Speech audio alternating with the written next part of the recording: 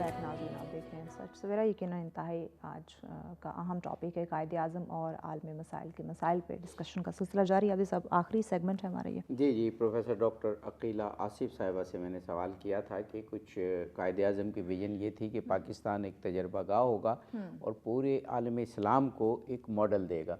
तो आज के दौर में भी हमारी कुछ यूनिवर्सिटीज़ को इस तरह से रिसर्च करनी चाहिए कि और सजेशंस रिकमेंडेशंस देनी चाहिए कि इसराइल का इफ़ेक्टिवली मुहासरा हम कैसे कर सकते हैं, उसको अपने घुटनों पर कैसे ला सकते हैं। जैसे सोवियत यूनियन को दुनिया ने कर दिया, वेस्ट ने ख़ास तौर पे, कि हर चीज़ धरी की धरी रह गई, एटॉमिक बॉम्ब भी धरे के धरे रह गए, असलहा भी धरे का धरा रह गया और सोवियत यूनियन बिखर गया।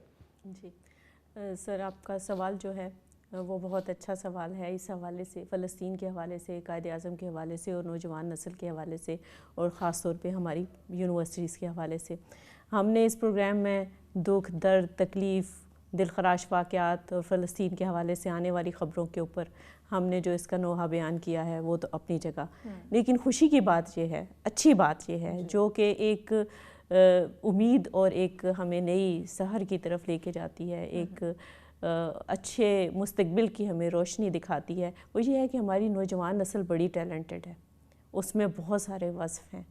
मैं क्योंकि डायरेक्टली नौजवानों से मुखातिब होती हूँ, मेरी क्लास के अंदर अगर मैं ये इस तरह का कोई मौजू छेड़ती हूँ तो उनके पास एक से एक बढ़कर तजावीज़ है और वो बड़े तदब्बर के साथ जो है उस पर बात करते हैं, बड़े फ़िक्र के साथ उस पर बात करते हैं। हम नौजवानों को तनकीद का निशाना तो बहुत बनाते हैं, लेकिन मैं दूसरी तरफ बताऊँ कि उनमें जो सोच पनप रही है वो बड़ी प्रोग्रेसिव, बड़ी तरक्की पसंदाना सोच है। और इस वक्त जो मुश्किल हालात में उनको डले हुए हैं, जब इंसान मुश्किल हालात में डलता है तो ख़ुद ब खुद वो हल की तरफ जाता है। तो ये जो मुश्किल हालात हैं, मैं कह सकती हूँ, बड़ा सेफली कह सकती हूँ कि ये हमारी नौजवान नस्ल को बिल्कुल वो रोशनी, वो रास्ता दिखाएगा जो उनको कामयाबी की तरफ लेके जाएगी और ये एक ताबनाक मुस्तकबिल की निशानदेही है। इसमें सबसे जो बड़ी बात जो मैं देखती हूँ वो ये देखती हूँ कि कायदे आज़म के फरमूदात की रोशनी में हमारी नौजवान नस्ल जो है वो प्रैक्टिकल सलूशन पेश करते हैं। वो महज बातों पे नहीं, वो गुफ्तार के गाजी नहीं बनते, बल्कि वो बड़ा प्रैक्टिकल सलूशन लेके आते हैं। छोटी छोटी चीज़ों में जब हम उनसे डिस्कस करते हैं तो वो कहते हैं कि इसको इस तरह कर लें, इसको इस तरह कर लें। बहुत सारी चीज़ें हैं मैं जो यहाँ पे बयान नहीं कर सकती, लेकिन उनके पास जो हल मौजूद हैं वो बड़े अमल करने वाले हाल मौजूद हैं।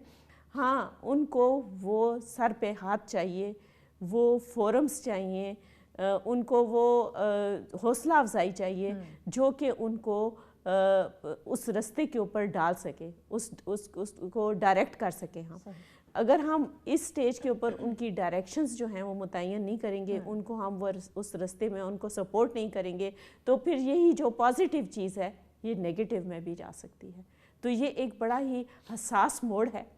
इस पे हमारी हुकूमत को, हमारे आलम इस्लाम को बड़े दूर अंदेश फ़ैसले लेने की ज़रूरत है। हमें बाकायदा मनसूबा साजी की ज़रूरत है ताकि हम अपने ये जो हमारा मुल्क तो वैसे भी ज़्यादातर नौजवानों पे मुश्तमिल है, तो हमें अपने इस टैलेंट को बड़ी एहतियात के साथ मुस्बत अंदाज में इसकी ऐसे तरबियत करनी है कि हम उनकी इन सलाहियतों को बरूए कार लाते हुए हम ताबनाक मुस्तकबिल की तरफ जाएं। और ये बात नहीं कि उनके अंदर आगे ही मौजूद नहीं है, इन मसाइल का अदराक भी उनके पास मौजूद है, इसका हल भी वो पेश कर सकते हैं और इसमें वो मनसूबा साजी और पॉलिसी मेकिंग में आपका दस्तो बाजू भी बन सकते हैं, लेकिन उनको मौका तो फराहम करें। क्योंकि हमारे यहाँ मनसूबा साजों में और तालीमी इदारों के अंदर बहुत बड़ा गैप है। उस गैप को, उस खलीज को जो है वो ख़त्म करने की ज़रूरत है ताकि उसको उस पर पुल बांधा जा सके, ताकि हम अपने कौमी उमंगों के मुताबिक हमारी जो पॉलिसीज़ हैं वो बन सकें और अपने मुल्क को फ़ायदा पहुँचा सकें। डॉक्टर साहब, कायदे आज़म ने एक जगह ये कहा था कि इस वक्त फ़लस्तीन में बहुत ज़्यादा कत्लेआम हो रहा है और फ़लस्तीनी बहुत बड़ी कुर्बानियाँ दे रहे हैं, लेकिन फिर अगला उनका जुमला था कि कोई कौम भी कुर्बानियों के बग़ैर कामयाबी हासिल नहीं कर सकती। अब हम आज जो इसराइल के साथ सलूक कर सकते हैं वो कुर्बानियाँ मांगते हैं और یہی کہا جاتا ہے کہ مسلمان تیل کا ہتھیار کیسے استعمال کر سکتے ہیں، مسلمان اپنی حدود اسرائیل کے لیے کیسے بند کر سکتے ہیں، اقوام متحدہ پابندیاں لگا دے گی، عالمی ادارے پابندی لگا دیں گے، مسلمان ملکوں کا جو ہے وہ بائیکاٹ کر دیں گے.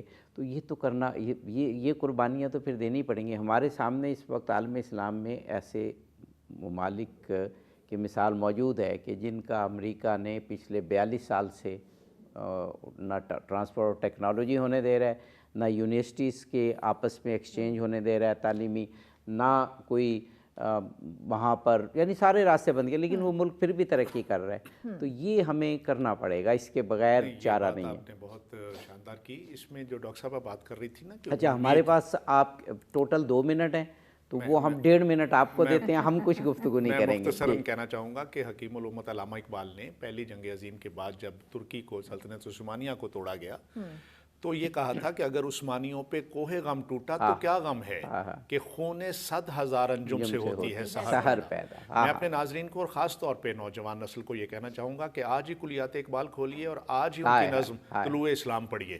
طلوع اسلام پڑھنے سے آپ کو جو توانائی ملے گی، میں اس کا آپ کو بتا نہیں سکتا کہ آپ کتنے اپنے آپ کو توانا محسوس کریں گے. اس میں وہ کہتے ہیں کہ خدائے لم یزل کا دستے قدرت تو زباں تو ہے، یقین پیدا کر ہے غافل کہ مغلوب گماں تو ہے. ہمیں گمان سے نکل کر یقین کی منزل تک پہنچنا ہے، اور منزل وہیں پہ ملتی ہے جہاں پہ پاؤں فگار ہوتے ہیں، جہاں پہ خون کی جو ہے وہ قربانی دی جاتی ہے. اور جو فلسطین ہے، ان کا خون کسی صورت رائے گا نہیں جائے گا.